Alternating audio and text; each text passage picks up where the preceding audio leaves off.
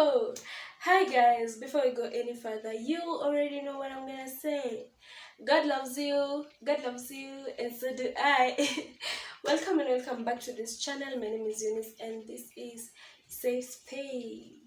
So, if you are new here, if you are just passing by, if this is the first time you're clicking onto my video, karibu sana. Please do feel free to subscribe. This is a perfect channel for you. And if you are a returning subscriber, words cannot express how grateful I am. May God bless you.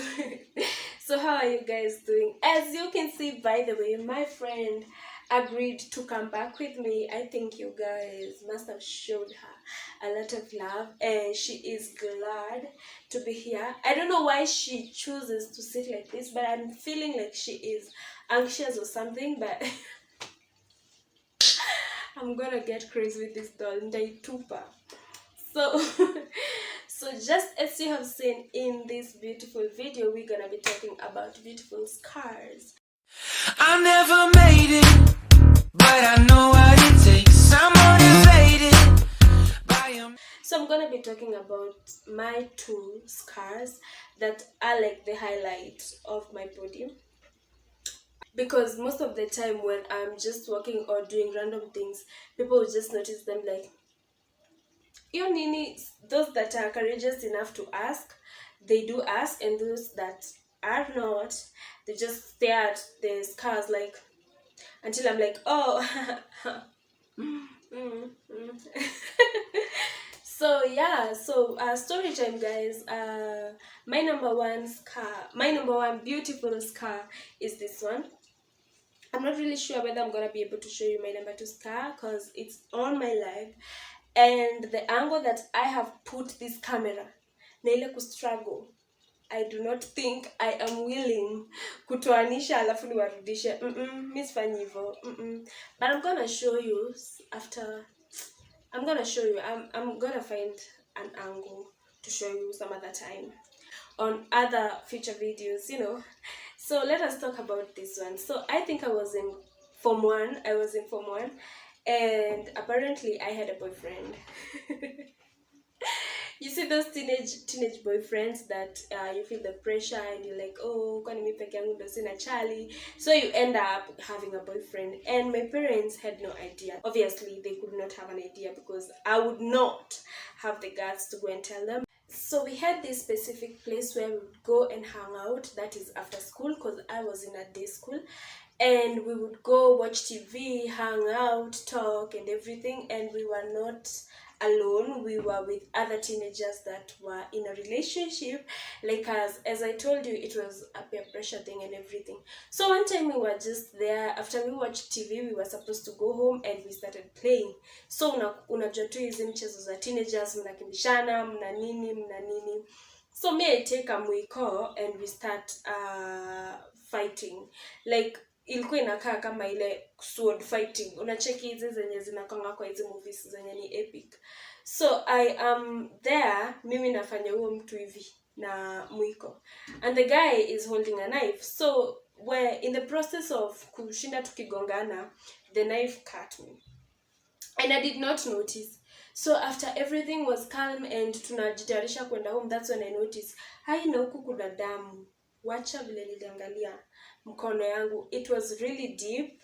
I was supposed to go get stitches in the hospital, but mimi ni nani siwezi sema. So I got the wound and I went home. It got really intense to a place that this finger does not join the others. Every time I do this, I cannot do this with this hand. I don't know what vein or whatever was damaged here, because I went home and I kept quiet. After a while, my mom noticed, hii kidole tebu nione. So when she looked at it and she asked me, nikasema niliguarwa na mabati. But just as always, you always have people who will just snitch on you. So some other guy went and told my mom. I don't know what we were arguing about. I think we had a fight or something and we were in a disagreement. Na unajua tu kukosana watoto. So I was like, mi na nani tumekosana. That dude went and told on me. Sasa akanisema. So my mom got really angry and my dad was told, and he was so frustrated. And when he asked me, I was like, nilikatwa na mabati. So one time he decides na kupiga hadi nikuue, usiponiambia utaniona. So I got really scared, but I used to be kinda kichwa ngumu juu ya kushinda ukigongwa. So every time I knew watanichapa tu alafu watachana na mimi. So he said atanipiga hadi nimwambie chenye nilifanya. So this is what he came and said. He came and showed me taa. Si unajua hizi taa zenye zinakuanga za glass, hizi stima zikipotea. Taa zenye tulikuwa tunatumia kitambo. Si unajua? Mnajua. So akaniambia ukiwakisha hii taa, hii glass ikuwe moto, uguze na maji baridi, what does it do? Nikamwambia it cracks. Akaniambia what if you just come and hit it with a spoon? Nikamwambia it will crash. Akaniambia put your hand here. My dad is very wise, by the way. And I did put my hand, and he looked at it and he was like, do you think I'm crazy? Or do you think I'm stupid not to know when you have been guarred or when you have been cut? Hapo ndo shida ilianzia, lakini nilipigwa. But yeah, so they took me to the hospital for tetanus and everything, and I stayed for a very long time without working with my right hand. I actually used to write with my left hand until my right hand got better, and I would work with bandages around the school. And yeah, that's how I got my beautiful scar. Every time I'm talking to someone or I'm doing random things, people will just notice it because it's on the hand. And as you can see, I don't know where I got this habit of kuongea hivi, and so it is very noticeable. So it's a beautiful scar. I actually love it. I feel like it's part of me growing up, so I want to tell this story to my kids. So yeah, onto my second scar. I have a scar kwa mguu. It is very, very noticeable. When I do my open shoes, it is so easy for someone to notice. I actually have very cute toenails, but now when you look at my legs, you just go like, nahi? Like you just look at me and you're like, nahi ni nini? So yeah, so let us talk about that. So I was now in Form 2. I think my high school was a series of beautiful scars. So I was in Form 2, and I was nagging my uncle to get me a bike because he had promised me a bike for a very long time. And I kept telling him, nimeshajua ku ride bike, mbona haunibai bike? You said you'll get me a bike. Oh, you know, the complaints za ujinga za teenagers. He bought me a mountain bike that was really cute. It was a red one, I'll never forget. And I kept riding and riding and riding, and I would carry my baby sister. Tunaenda Mzururo, you know. Tuko na bike wewe, hiyo ni kama gari, na hiyo ni kuomoka. Hiyo ni kuomoka when you are at that age, hiyo ni kuomoka. So every Saturday I would ride it to school for tuition, then come back, and when I'm done with my chores, I would put my sister at the back seat, and what would happen? So one time in the middle of hiyo ku ride bike and everything, I broke my brake, one of the brakes ya mguu ya nyuma. So I used to manage the bike ikiwa na brake ya mbele peke yake, and if you are a biker, you know uwezi shika brake ya mbele na utiaji, utapiga sama. Especially kuko kwa mteremko, it is not safe for you to just shika brake ya mbele. And now this bike had a mudguard. You see that way ya kushika brakes na mguu, so unashika mguu, unaweka mguu hivi nyuma kwa taya. I could not do that, so because the bike had a mudguard. So one time my dad decides, because I'm in the house, you carry your baby sister, twendeni tukaekeshe hiki to brakes. So we were to take the bike to the fundi, and just as you know, kierere, niko like baiskeli ni yangu na mimi peke yangu ndo nafaa niendeshe, and I do not care whether it has brakes or not. So I put my sister again at the back seat and we ride. So tuka ride, my dad was right behind us, tulikuwa tu tunaenda pole pole, tuka ride, and then tukafika place sasa mteremko. Sema bike kuteremka. Mimi naona najua shika brake ya mbele, so najua tunaweza piga sama anytime. Tukateremka. tukateremka.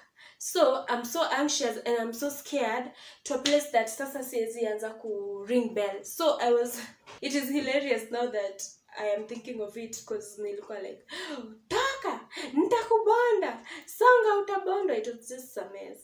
So yeah, vile tulifika huko chini we fell and the pedals zikaniguara mguu. You see your feet is supposed to be like this, so this surface ikagwarwa na hiyo pedal.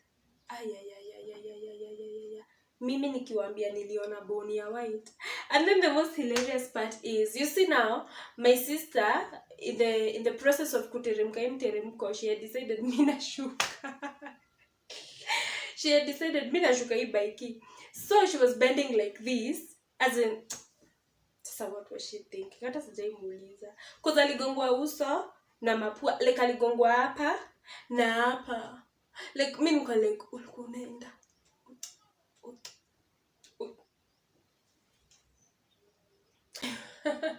Bike inaenda unashuka hivi na kichwa. Nika alikuwa nadhani tuko na stairs. Alikuwa nadhani hiyo joke ni dry lakini ni fun.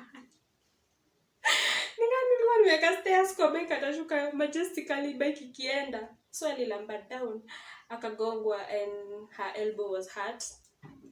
So yeah, so that is how I got my second scar. I'm actually gonna show you in the future videos. I'm gonna find a way to, yeah, maybe in my Insta stories or maybe in one of the future videos I'm gonna show you. I stayed for a very long time without wearing my shoes. I went for a whole term in school bila viatu. My teachers could not even let me wear shoes. They were like tukikuona na viatu, because I used to act gangari and I had missed shoes, so I would wear them nikijuanga niko na kidonda kwa mguu. So I had a teacher that came to me and she was like, nisiwahi kuona na kiatu until unionyeshe hii kidonda imepona.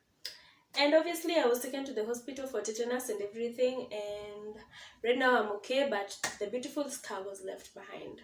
So the reason as to why I have chosen this as a video to do is because you might be out there and you might be feeling like you have a scar that you feel like you really need to hide, and every time you notice that someone is knowing about it, you feel like you need to like hide it or run away or feel insecure about it. That is your story. I'm here just to say that is your story, that is part of you, and whatever happened, it does not matter. What it is right now is that you are here and you are beautiful or handsome as you are. That is why I'm calling them beautiful scars, because whatever they have, they're not just scars. Something happened and that something made us grow to who we are today. So thank you so much guys for watching. If you have liked this video, please do give it a thumbs up, and if you have not subscribed already, please do subscribe. We are on our road to 300 subscribers. First of all, the 200 subscribers. See, I love you. See, I love you. I love you guys so much. I don't know why I'm saying 200. I think they are 204 or 205 subscribers right now as I record this. I'm actually not gonna bring my friend again. This guy is embarrassing me. Kanaka tu hapa hivi kame freeze. She's not even saying a thing. So you're not gonna meet her again in the next video. So until next time guys, bye.